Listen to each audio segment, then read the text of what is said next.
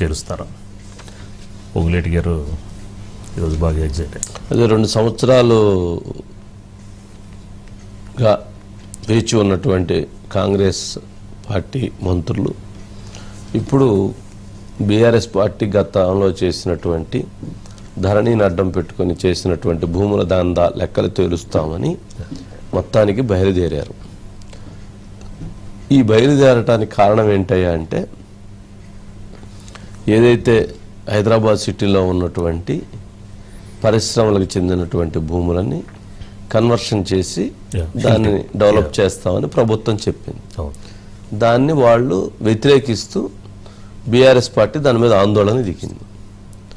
దాని మీద ఆందోళనకు దిగితే ఆ సబ్జెక్టు పైన వీళ్ళు ఇప్పుడు 2 సంవత్సరాలు మీరు ధరణిలో ఏం తప్పులు చేశారో మేము తెలుస్తామనంటే, అంటే వాళ్ళు మిమ్మల్ని ప్రశ్నించడానికి వస్తే వాళ్ళ తప్పుల గురించి మీరు మాట్లాడతారా? ఇది ఎక్కడ ధర్మం, ఇది ఎక్కడ న్యాయం? అంటే వాళ్ళు ఈ సబ్జెక్టు లేవనెత్తకపోతే మీరు ఈ సబ్జెక్టును మాట్లాడరా? ఇదేమి నీతి, ఇదేమి రాజకీయం? చాలా విచిత్రమైనటువంటి రాజకీయాలు నడుస్తున్నాయి రాజుగారు. ఈ నడవటం కూడా ఈ చూస్తూ ఉంటే సంభ్రమాశ్చర్యానికి గురవాల్సి వస్తుంది. అసలు మనం నేల మీద ఉన్నామా, లేకపోతే ఆకాశంలో ఉన్నామా, మధ్యలో ఉన్నామా, ఎటున్నామా అనేటువంటిది మనకే అర్థం కావట్లేదు. ఇప్పుడు వాళ్ళు హిల్ట్ మీద ఆయన పోయి ఆందోళన చేస్తుంటే, నువ్వు ధరణిలో నువ్వేం చేసావు, మేము ఇప్పుడు ధరణిలో దోపిడీ చేశారని చెప్పని మీరు ఎలక్షన్ ముందు మాట్లాడారు. 2 ఏళ్ళు అయింది, రేపు 7వ తారీఖుకి. మరి ఏమైంది? మరి మీరు ఎందుకు ఊరుకున్నారు? మీరేమి చేయలేదు కదా. మళ్ళీ ఇప్పుడు వాళ్ళు మన హిల్ట్ మీదకి వస్తుంటే మీరు అంటే మీరు దాన్ని టచ్ చేస్తే మేము దీన్ని టచ్ చేస్తాం. ఇది ఎక్కడి నీతి? ఇది తప్పు. చేయాల్సిన పని వాళ్ళు అదే ఆ పని చేసి ఉండాల్సింది. దీనికి కౌంటర్గా హిల్ట్కి ఏదైతే ఉందో, హిల్ట్లో వీళ్ళ తప్పు లేనప్పుడు, హిల్ట్లో తప్పు లేదనేటువంటి భావన ఉన్నప్పుడు దాంట్లో క్లారిటీగా వాళ్ళు ఆన్సర్ చేయాలి, చెప్పొచ్చు. దాంట్లో తప్పే ఉంది, మేము దీంట్లో ఎక్కడ తప్పు ఉందో అడగొచ్చు. ఎక్కడ డబ్బులు అన్యాయం జరుగుతుంది, ఎక్కడ మాకు ఎవరికి దీంట్లో బెనిఫిట్ అవుతుంది, దీనికి ఎవరైతే ఇండస్ట్రీలో ఉన్నటువంటి వాళ్ళు ఎట్లా వెళ్ళిపోయినాయి కాబట్టి అక్కడ ఉన్నటువంటి పబ్లిక్ బెనిఫిట్ అవుతుంది, వాళ్ళ ఫ్రంట్ ఫేస్ పెట్టండి, వాళ్ళతో మాట్లాడించండి. ఇండస్ట్రీస్లో వాళ్ళ ప్రపోజల్ వాళ్ళు పెడుతున్నారు కదా, వాళ్ళ రిక్వెస్ట్ మీద కదా గవర్నమెంట్ చేసింది. దాని గురించి వదిలేస్తారు. క్యాబినెట్ లేదా వీటికి సంబంధించిన రివ్యూ జరిగి సీఎం గారి దగ్గరకు పోవాల్సినటువంటి నోటు కేటీఆర్ గారి దగ్గరికి పోయిద్ది. దాని సంగతి తేల్చండి. ముందు మన ఇంట్లో ఉన్న దొంగల సంగతి తేల్చండి. తర్వాత కేటీఆర్ గారు ధరణి భూముల వివాదం, ఆ ఆస్తుల సంగతి పడదాం.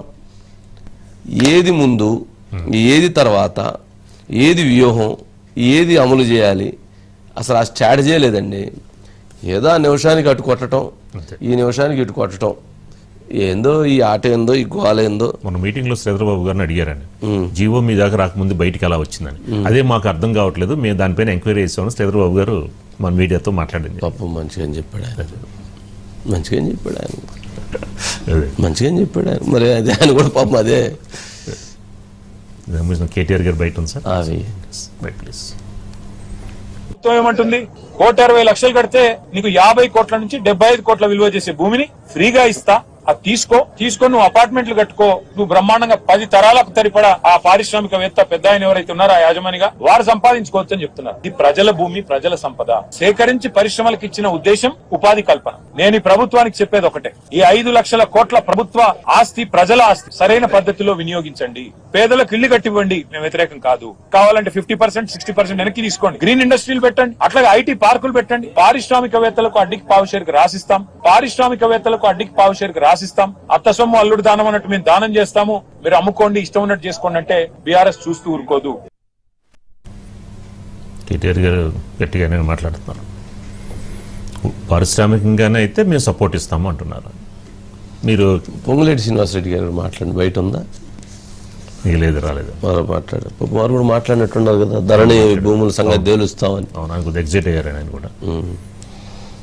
వాళ్ళ అబ్బాయి దానికి సంబంధించిన కూడా ఒకటి ఆరోపణ రావడంతో అది ఆ టాపిక్ వచ్చేసరికల్లా కోపం వచ్చింది. శ్రీనివాస్ గారు, వంశీ గారు, ఇప్పుడు హిల్ట్ అంశం పూర్తిగా రాజకీయంగా మారిందని చెప్పవచ్చు.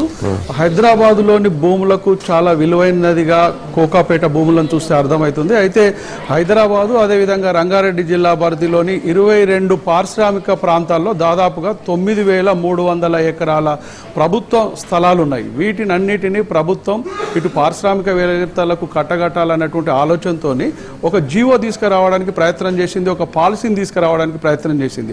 అయితే ఈ పాలసీ రాకముందే ప్రతిపక్షంలో ఉన్నటువంటి బీఆర్ఎస్ చేతికి ఆ పాలసీ విధానాలు, ఆ జీవో పూర్తిగా సంబంధించిన సమాచారం ప్రతిపక్ష నేత అయినటువంటి కేటీఆర్ చేతికి పోయింది. ఆ కేటీఆర్ ఒక రోజు ముందు, ఆ పాలసీ విడుదల కంటే ముందు, ప్రభుత్వం జీవో తీసేదానికంటే ముందే కేటీఆర్ ఒక ప్రెస్ మీట్ పెట్టి చెప్పాడు, ఇలాంటి భూములను అమ్మితే మేము ఊరుకోము, పారిశ్రామికవేత్తలకు ఈ భూములను కట్టబెడితే మేము చూస్తూ ఊరుకోము, ప్రభుత్వం దాదాపుగా 5 లక్షల కుంభకోణానికి పాల్పడుతుంది, ఇలాంటి పరిస్థితి వస్తే ఉద్యమం చేపడతామని చెప్పారు. ఎలా వెళ్ళిందండి అది జీవో? దానంతటా అది ఏమన్నా వెళ్ళిందా?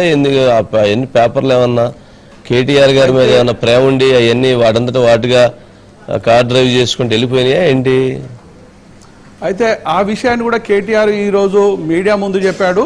తెలంగాణ భూములను అప్పనంగా ప్రభుత్వం కట్టబెట్టే ప్రయత్నం చేస్తుందన్నట్టు ఒక తెలంగాణ అభిమాని తమకి సమాచారం ఇచ్చాడన్నట్లు కేటీఆర్ ఈరోజు మీడియా ముందు చెప్పాడు. అయితే ఆ అధికారి ఇచ్చాడా లేదు అంటే కాంగ్రెస్లోని కొంతమంది నేతలు ఇచ్చారా అన్నట్టు స్పష్టం చేయలేదు. కానీ తెలంగాణ మీద అభిమానం ఉన్నటువంటి ఒక మిత్రుడు తమకు ఈ సమాచారం ఇచ్చాడు.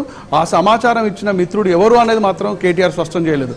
అధికారుల నుండి ఈ సమాచారం ప్రతిపక్ష నేత కేటీఆర్కి చేరిందా లేదంటే కాంగ్రెస్ వాళ్ళే కోవర్టుగా మారి ఈ అంశాన్ని కేటీఆర్ వరకు చేర్చించాలనే విషయం దీని మీద కానీ బాగుంది, గొప్పగా ఉంది.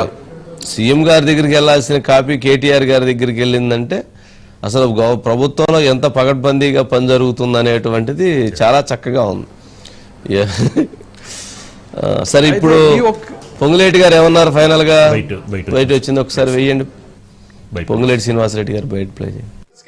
ఎన్ బ్లాంకెడ్ గా ఓపెన్ చెక్ గా ఏదైతే ఇండస్ట్రియల్ జోన్ లో ఉన్న ల్యాండ్స్ ని ఓఆర్ఆర్ లోపల ఉన్న ల్యాండ్స్ అన్ని షిఫ్ట్ చేయండి, వాటిని ఇన్నర్ ఉన్న వాటిని మేము జోన్ కన్వర్షన్ మార్కెట్ వాల్యూలో ఇంత పర్సంటేజ్ గవర్నమెంట్ కి పే చేయండి అఫీషియల్ గా అని కేబినెట్ తీర్మానం చేసిందంటూ సీక్రెట్ ఏముంది?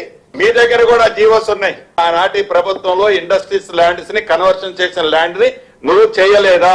ఈ ప్రభుత్వం ఒక పారదర్శకంగా చిత్తశుద్ధితో చేసిన దాన్ని విమర్శించి అసలు 2 సార్లు తెలంగాణ రాష్ట్రాలని మసిపూసి మారేడిగా చేసి పడికట్టు పదాలు పది 2 సార్లు అధికారంలోకి వచ్చిందే ఇటువంటి పదాలు చెప్పి నమ్మించి ఇంకా ఏదో నమ్మియాలని తాపత్రయపడే దాంట్లో అర్థం లే.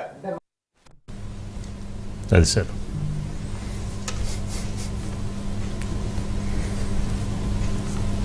ఈ అంశంలో సరే, ఓకే. శ్రీనివాస్ గారు, ముఖ్యంగా హైదరాబాద్లో ఉన్నటువంటి ల్యాండ్లకు చాలా వాల్యూ ఉంది. అట్లాంటి విలువైనటువంటి స్థలాలను సరే ఇప్పుడు ఎక్కడ దాకా వెళ్ళబోతుందంటారు? ఇది మొత్తానికి కేటీఆర్ ఈరోజు చెప్పినటువంటి మీడియా ముందు చెప్పినటువంటి విషయాలు అయితే ఎవరైతే కొంటారో వాళ్ళకు కూడా కేటీఆర్ అల్టిమేట్ ఇచ్చారు. ఒక్కవేళ మీరు డబ్బులు వెచ్చించి ఏదైనా తీసుకునేది ఉంటే మా ప్రభుత్వం వచ్చిన తర్వాత వాటిని తిరిగి తీసుకుంటాము, మీరు ముందే చెప్తున్నాము వీటిని తీసుకోవద్దు, ప్రయోజనాల కోసం ఇటు పాఠశాలలు కావచ్చు లేదంటే హాస్పిటల్ కావచ్చు లేదా ఐటీ కంపెనీలకు ప్రభుత్వం ఇవ్వాలి. ఒకవేళ అలాంటిది కాకుండా ఎవరైనా బిల్డర్స్ కావచ్చు పారిశ్రామికవేత్తలు కావచ్చు ఈ ల్యాండ్ను కొనుగోలు చేస్తే మాత్రం మీరు డబ్బులు నష్టపోతారన్నటువంటి అల్టిమేటా కూడా కేటీఆర్ ఇచ్చారు. అయితే తాము వచ్చిన తర్వాత దీని పాలసీలను పూర్తిగా మార్చేసి కొత్త విధానాలు రూపొందిస్తామన్నటువంటి ప్రకటన కూడా కేటీఆర్ చేశారు. మొత్తంగా ఇటు ఒక బీఆర్ఎస్ఏ కాదు ఇటు బీజేపీ కూడా దీని మీద పోరాటం చేస్తుంది. రేపు ఇందిరా పార్క్ దగ్గర 7వ తేదీ నాడు ధర్నా కూడా పెట్టారు. మొత్తంగా ఇటు రాజకీయ అంశంగా మారింది. ఈ స్థలాలను అమ్మి ప్రభుత్వం ఏమంటుందంటే ఢిల్లీ తరహాలో అంటే ఇక్కడ కాలుష్య రహిత ఉన్నటువంటి నగరాన్ని తీర్చిదిద్దాలంటే హైదరాబాదులో ఉన్నటువంటి పరిశ్రమలను పూర్తిగా ఔటర్ రింగ్ రోడ్ వైపు పంపించాలి. అలాంటి ల్యాండ్లను అమ్మివేసి లేదు అంటే అక్కడ బిల్డర్లకు కానీ పారిశ్రామికవేత్తలకు కానీ ఇచ్చేస్తే వచ్చినటువంటి నిధులతోనే హైదరాబాద్ ను అభివృద్ధి చేస్తాం అన్నటువంటి విషయాన్ని ఇటు అధికారంలో ఉన్నటువంటి కాంగ్రెస్ నేతలు చెప్తున్నారు. సూపర్, బాగుంది. ఓకే అండి శ్రీనివాస్ గారు, నెక్స్ట్ అండి పుట్టిన వారు వచ్చినట్లున్నారు కదా? పొద్దున్న వచ్చారు సార్. సిరీస్ టాపిక్ తీసుకున్నాం సార్. వివాదంగా టాటా ట్రస్ట్ విరాళాలు ఓడిన పార్టీలకి భారీ నజరానాలు. ఇదేంటి సార్ చాలా ఆశ్చర్యంగా ఉంది. అధికారం